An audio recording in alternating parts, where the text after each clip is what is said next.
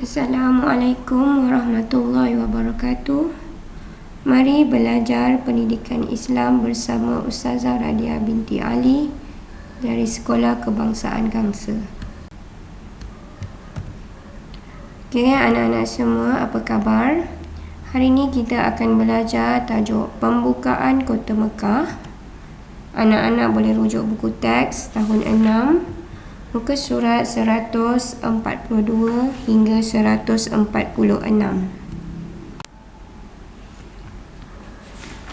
Okey, perhatikan dan teliti. Okey, ini adalah gambar Kota Mekah pada zaman dahulu. Pembukaan Kota Mekah atau dikenali sebagai Fathu Mekah ialah peristiwa penting pembebasan Kota Mekah daripada pengaruh amalan dan cengkaman jahiliah. Okey, anak-anak semua, muka surat 143. Mula-mula sekali kita lihat latar belakang pembukaan Kota Mekah. Okey, pihak musyrikin Quraisy di Mekah telah mengkhianati perjanjian Hudaibiyah yang dipersetujui mereka. Mereka telah membantu sekutu mereka iaitu Bani Bakar memerangi kabilah Khuza'ah yang mengikat janji setia dengan pihak muslimin. Mengikut perjanjian Hudaibiyah, pihak musyrikin Quraisy dan pihak muslimin bebas membuat perjanjian dengan mana-mana pihak dan berlakunya gencatan senjata selama 10 tahun. Apabila Nabi Muhammad SAW mendapat berita ini, baginda memerintahkan kaum muslimin agar membuat persiapan untuk berangkat ke Mekah bersama-sama dengan Nabi. Baginda merahsiakan tujuan dan pergerakan mereka daripada pihak musyrikin Quraisy. Nabi melantik Kulsum bin Husain menjadi pengganti baginda di Madinah. Nilai: teliti dalam setiap pekerjaan. Sebelum kita membuat sesuatu pekerjaan, kita hendaklah merancang dengan teliti agar pekerjaan yang kita lakukan itu menjadi lancar. Okey, anak-anak, muka surat 144. Peristiwa pembukaan Kota Mekah. Okey, kita lihat yang pertama. Pada bulan Ramadan tahun ke-8 Hijrah, Nabi Muhammad SAW bersama-sama dengan kaum muslimin berangkat menuju ke Mekah. Bilangan mereka adalah seramai 10,000 orang. Okey, peristiwa pembukaan Kota Mekah yang kedua. Setibanya di Marru Zahran, baginda memerintahkan kaum muslimin supaya membina kemah dan menyalakan obor api sebanyak yang mungkin.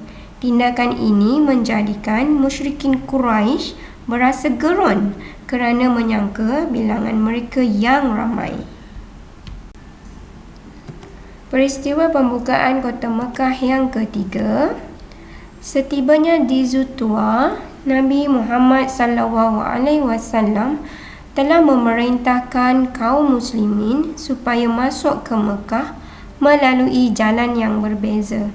Tujuannya untuk melemahkan kesatuan dan kekuatan musyrikin Quraisy di Mekah. Baginda juga mengingatkan mereka agar tidak memerangi musyrikin Quraisy kecuali apabila diserang. Kaum muslimin yang dipimpin oleh Khalid bin Al-Walid telah diserang, tetapi akhirnya dapat masuk ke Kota Mekah. Okey, anak-anak, muka surat 145. Peristiwa pembukaan Kota Mekah. Kita lihat yang keempat. Okey. Dari Zutua, baginda masuk ke Kota Mekah dengan menunggang unta dan menundukkan kepala tanda merendahkan diri kepada Allah Subhanahu Wa Taala serta bersyukur atas nikmat kemenangan umat Islam membuka Kota Mekah. Baginda memberikan jaminan keselamatan kepada penduduk Mekah yang masuk ke rumah masing-masing, ke Masjidil Haram atau ke rumah Abu Sufyan. Jaminan keselamatan ini menyebabkan penduduk Mekah memilih keamanan daripada berperang dengan kaum muslimin. Peristiwa pembukaan kota Mekah, kita lihat yang kelima. Apabila tiba di Baitullah, baginda melakukan tawaf dan memusnahkan 360 buah berhala yang ada di dalam dan di sekeliling Kaabah.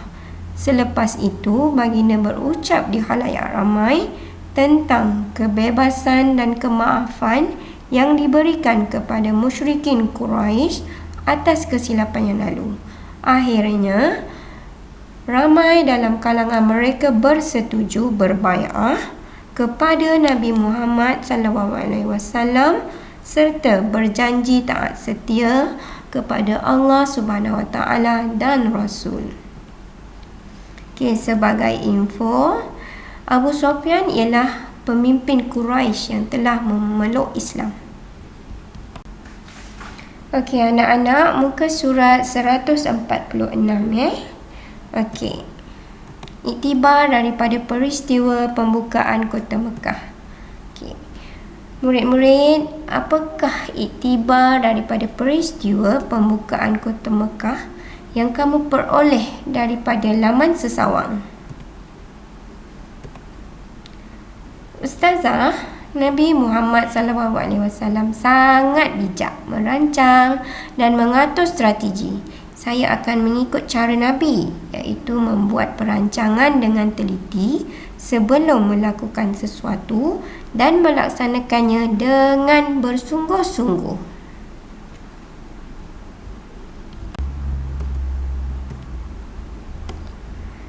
Kita mesti mencontohi akhlak baginda yang tawaduk dan sentiasa bersyukur atas nikmat yang telah Allah Subhanahu Wa Taala kurniakan kepada kita. Kita juga mesti menjadi seorang yang pemaaf sebagaimana yang ditunjukkan oleh Nabi dalam peristiwa ini.